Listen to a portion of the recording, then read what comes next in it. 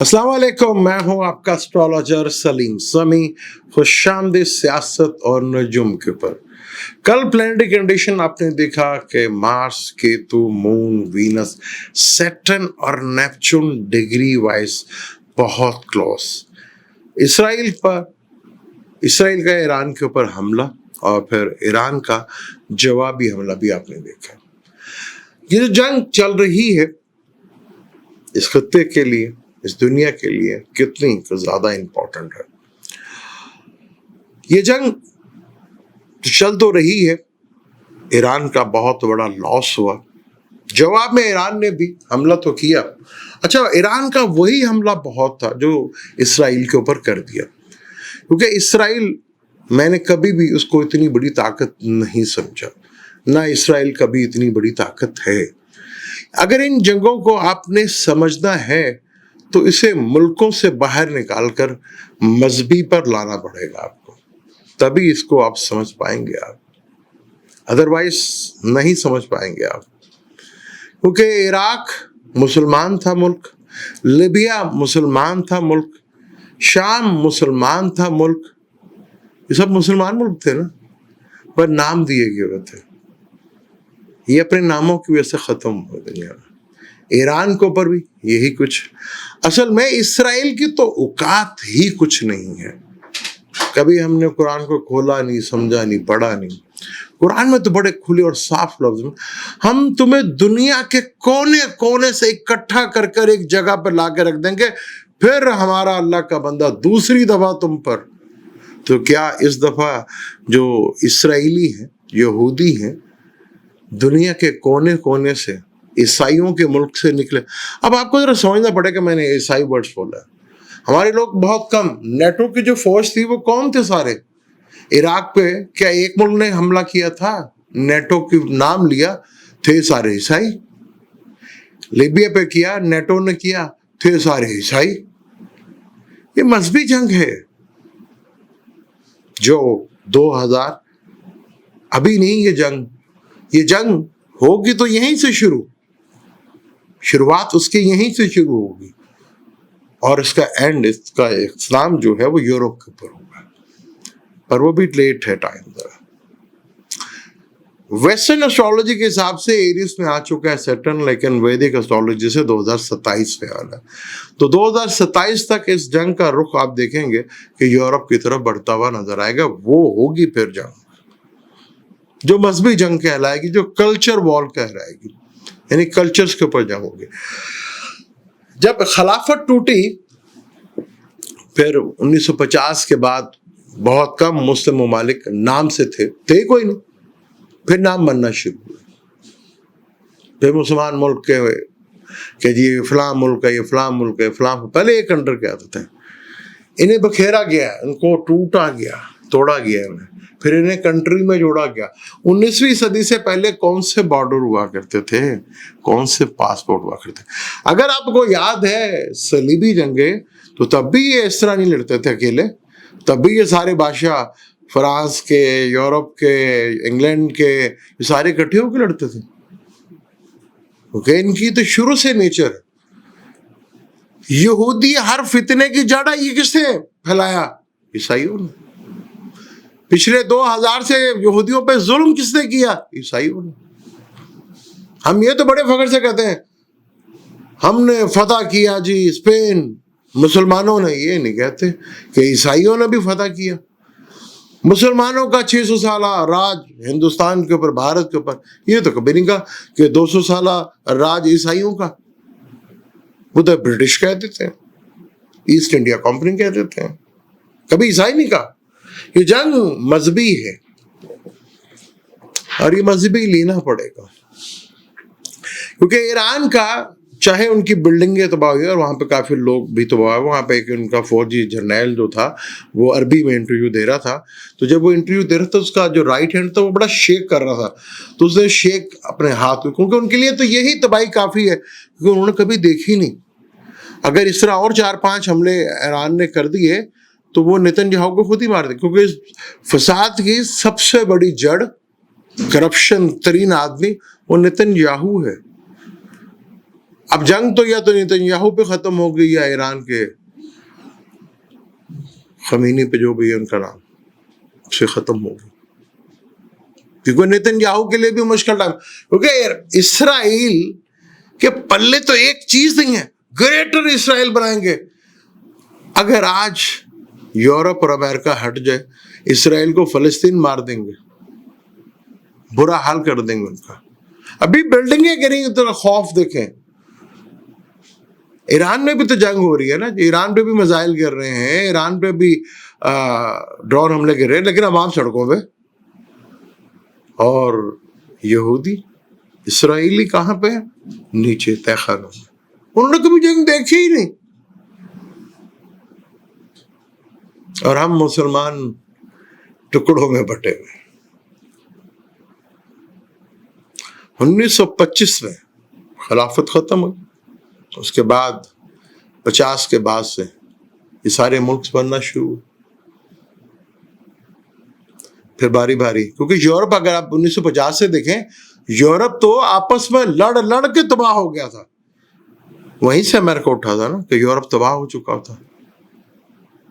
اب یہ جنگ جو ہے یہ خیر زیادہ لمبی جنگ تو نہیں ہوگی، لیکن اسرائیل کو اگر 1 2 3 اور اس طرح کے ہوں گے، کیونکہ جنگ میں کبھی بھی جذباتی نہیں ہوتے، کیونکہ جنگ میں نیوز ڈھونڈنا یا نیوز کو صحیح خبر ملنا یہ ایسے ہی ہے جیسے کہ بند مٹھی میں ریت کو قید کرنا۔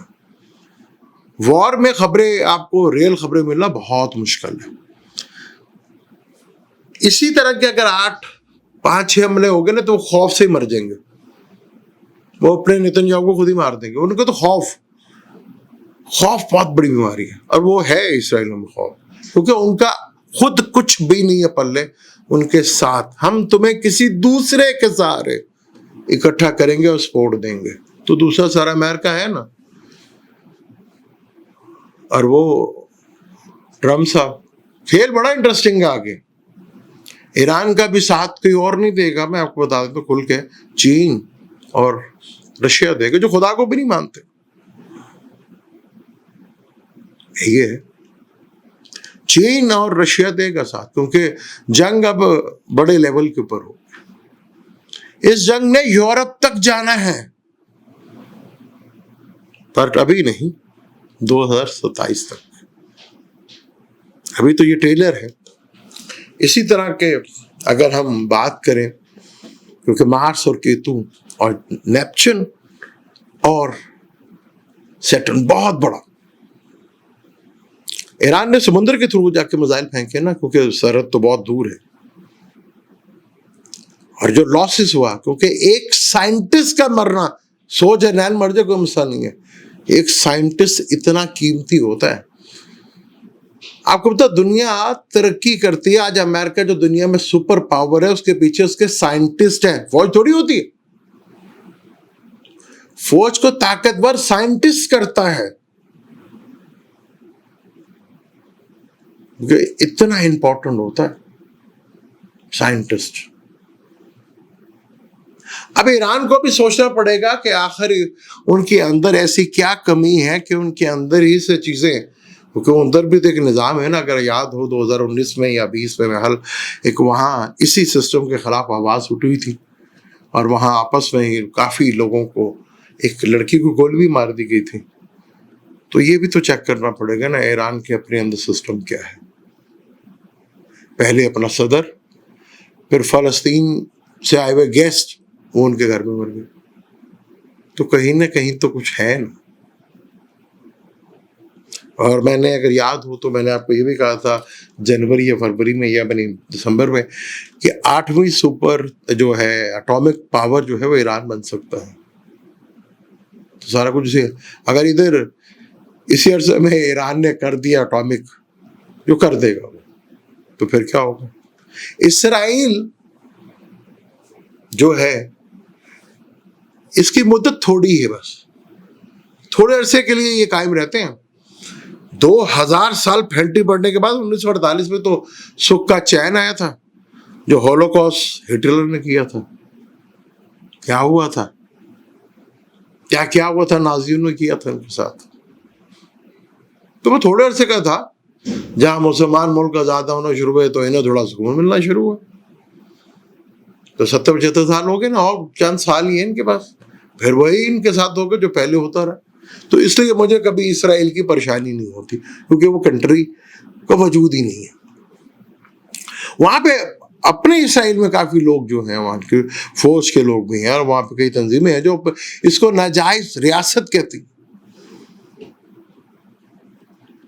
ہم دنیا کے کونے کونے سے تمہیں لا کر ایک جگہ دوبارہ پھر اکٹھا کر دیں گے, پھر ہمارا اللہ کا بندہ آئے گا. پہلے بھی تو ہوا تھا نا, بخت نصر کے دور میں لے گئے تھے, پھر اکٹھے کیے گیا دوسری دفعہ.